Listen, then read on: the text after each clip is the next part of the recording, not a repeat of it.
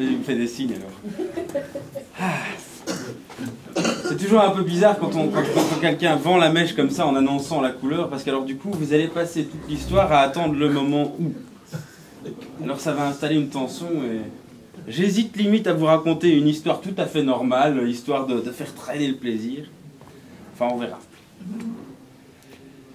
Mais pour l'instant je vais planter le décor. Alors bon ben on se trouve dans les années 1900 tout court. Et on se trouve place Flagey. Ça s'appelle pas la place Flagey, ça s'appelle la place Saint-Jean. Il y a un beau kiosque à musique, peuplé de fanfareux. Il y a les gens qui ont mis leurs beaux costumes du dimanche. Il y a le soleil, il y a les terrasses. Et devant une des terrasses, eh ben, il y a une jolie femme. Elle est vraiment tirée à 4 épingles, avec tout l'attirail que vous pouvez imaginer pour l'époque. Il y a des petits jupons, il y a le petit machin sur la tête, il y a le grand chapeau, il y a le corset, puis il y a la petite ombrelle. Elle s'installe, elle attend le serveur. Et quand il arrive, elle lui demande un café. Alors le serveur, lui, bon, ben, il est dans son rush, il commence à faire le café, et il est là. Il est en plein milieu de son affaire, et tout d'un coup, il s'arrête net. Il y a un truc qui cloche. Je ne sais pas si vous avez déjà eu cette impression, vous êtes là, vous êtes occupé à quelque chose, et vous savez que vous avez vu un truc qui cloche, vous savez pas quoi. Alors, il va pas rester là devant sa cafetière à rien faire, alors il continue de faire le café, il cherche, il apporte à la dame son café. Il s'arrête net. Il pose le café.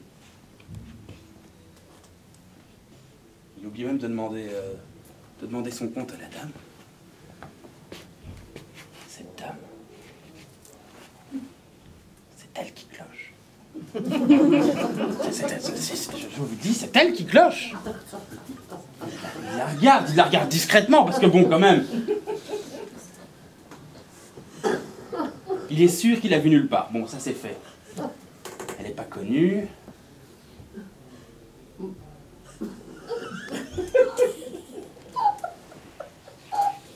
Cette dame, vous voulez que je vous dise? C'est pas une dame. Ah non, le serveur là, il en a vu des femmes, hein. Et quand même, bon, ben, il est bien éduqué et tout ça, hein. Alors quand il voit une femme, il sait qu'il en voit une et enfin, vous voyez quoi, hein. On la lui fait pas. Il la regarde. C'est dur à dire, bien sûr, mais au début, bon, ben, c'est qu'un doute, mais une suspicion, mais le doute devient vite une impression plus claire, et puis là, pour le coup, une certitude. Alors il va voir le gérant, hein.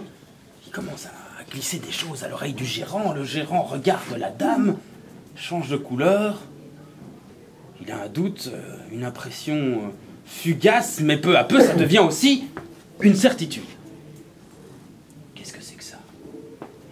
Un agent des services secrets? Un espion? Un anarchiste? Un anarchiste à cette terrasse, non. Le gérant, il va vite contacter un policier. Alors je vous fais pas le tableau en longueur, hein, doute, suspicion, certitude, interrogatoire. Le polissement typique des années 1900 avec sa belle pèlerine et son casque complètement ridicule. Il s'approche. Dites-moi, pourquoi cet accoutrement? Vous n'appartenez pas à la gente féminine, n'est-ce pas? Alors? Pardon? Qu'est-ce que vous dites? Vous êtes un homme, hein? De quoi? Enfin, on la fait pas un représentant de la loi, hein? Alors vous allez m'expliquer ce que vous faites habillé en femme alors que vous êtes clairement un homme, et puis on va arranger ça, hein? Oh, mais je ne vous permets pas! Oh, je ne suis peut-être pas l'image que vous imaginez de la femme idéale, mais je peux vous dire que j'ai tout ce qu'il faut là où il faut, monsieur! Ah oui? Eh ben on va voir. Comment ça, on va voir? Ben, présentez-moi votre carte d'identité, s'il vous plaît. Je ne l'ai pas, moi, qu'est-ce que vous faites dehors sans... Mais je prends l'air, moi! Et alors ça commence à gueuler, calmez-vous madame, alors elle gueule de plus en plus, et là-dessus, on a tous les XLois qui commencent à s'amasser autour de la terrasse de café, et alors là, ça y va de son commentaire, hein. Oui, monsieur, vous avez vu, heureusement que la police intervient, sinon cette dame aurait pu vous planter son ombrelle dans l'œil, hein. Ah, elle est belle la police, hein, bravo. Et ça commence à chauffer, alors le policier, il embarque la dame à l'intérieur du café, ils vont dans la salle de derrière, et... Ici réfléchit, prend le téléphone, compose un numéro. Qu'est-ce que vous faites? Bah, j'appelle des renforts. Parfaitement. On va faire venir une fonctionnaire féminine qui pourra vérifier vos dires.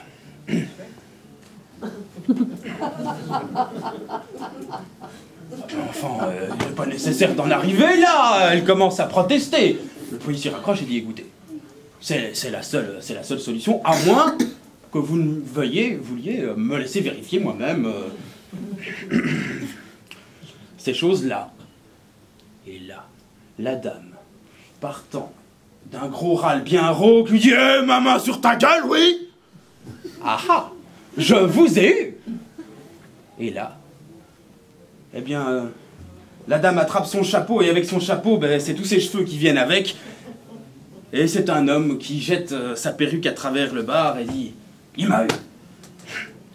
Est-ce que je peux vous parler franchement? Mais je n'attends que ça depuis le début, moi, monsieur. Voilà. Je suis un commerçant de Liège et ma femme est partie avec 50 000 francs du foyer conjugal et avec un amant. Et elle s'est réfugiée ici quelque part, mais je ne sais pas où exactement. Oui, 50 000 francs tout de même. Je comprends bien que si on me volait 50 000 francs, je serais prêt à m'habiller n'importe comment. Hein. Vous savez quoi? Je suis de la police, moi. Moi, monsieur, si vous avez le nom du monsieur qui a pris votre femme, on peut aller à son domicile et faire un constat d'adultère. Oh, merveillosité. On prend les renseignements, on planque devant la maison, l'aventure. Notre homme est encore habillé en femme, bien qu'il n'ait plus sa perruque. Le policier planque avec lui. Et ils attendent l'arrivée des deux tourtereaux qui, de fait, finissent par entrer dans le domicile. On attend un petit peu et on monte sonner à l'appartement. Alors là, on entend un chambard. Et tout de suite, le policier, qui sait à quel genre d'animal il a affaire, s'approche de la fenêtre du palier, l'ouvre et se penche. Et vous ne savez pas ce qu'il voit. Vous ne savez pas ce qu'il voit. Moi, je le sais. Il voit l'amant nu comme un verre sur le balcon, comme de juste. Et il lui dit, comme de juste, « Ah, je vous tiens !» C'est des choses à pas faire, ça. Hein. Parce que d'office, l'amant a paniqué, il commence à prendre la fuite. Et sur un balcon, il n'y a pas 36 manières de prendre la fuite. Hein? Qu'est-ce qu'il fait? Non. Il monte à la gouttière. Il monte sur le toit et il commence à courir, tout nu qu'il est. Encore une fois, tous les Ixellois s'amassent, et regarde ce bonhomme qui se trimballe la tige à l'air sur les toits. Sur les toits en tuile, qu'est-ce que vous voulez que je vous dise de plus sur ces toits? Le policier, lui, a couru comme un fou, monté les escaliers, il est passé par la petite mansarde et il lui court après. Arrêtez, arrêtez, c'est la police! Et ça saute de toit en toit comme ça partout. Et tous les gens dans la rue qui courent, ils essayent de suivre le feuilleton. Et tout d'un coup, l'homme nu est bloqué. De ce côté-là, il y a un mur. De ce côté-ci, il y a la rue. Derrière lui, il y a un policier. Et devant lui, une verrière.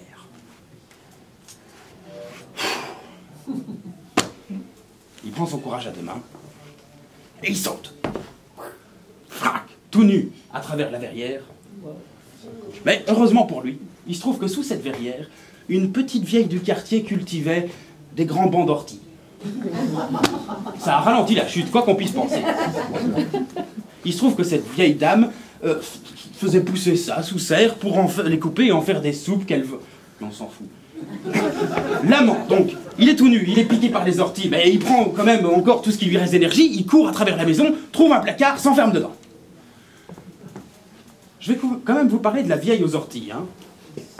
Il se trouve que ce matin-là, elle était couchée dans son lit, en train de lire le journal. Quand tout d'un coup, elle entend un bruit. Frac! Ça fait tout.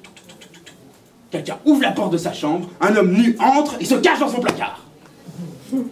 Ça, c'est pas banal. Et 2 minutes plus tard, qu'est-ce qui arrive dans sa chambre? Un policier qui lui dit, est-ce que vous n'auriez pas vu par hasard un homme nu arriver ici? Non. Le policier, il sait quand même, il a bien vu ce qu'il a vu. Hein. Il est sûr et certain. La maison était cernée par les curieux. Il est sûr que l'homme n'a pas pu sortir. Alors il fait venir les renforts et il fouille toute la maison. Et le dernier endroit où ils ont cherché, je vous le demande, c'était où? C'était dans le placard. Alors là, ça nous montre que la police n'est pas bien intelligente, parce que l'amant nu est toujours planqué dans le placard. C'est de notoriété publique. On a emmené enfin la femme, l'amant, le mari, habillé en femme, toujours au commissariat, pour faire le fameux constat.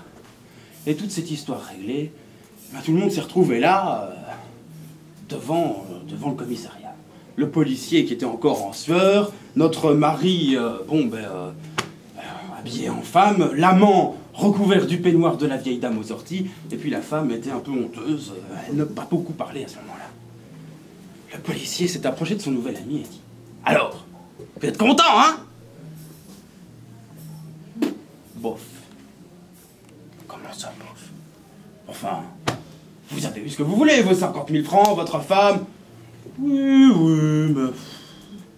Bah quoi? Bah je vais vous dire. Moi, ce bonhomme, bah, je trouve qu'il aurait mérité de s'en tirer.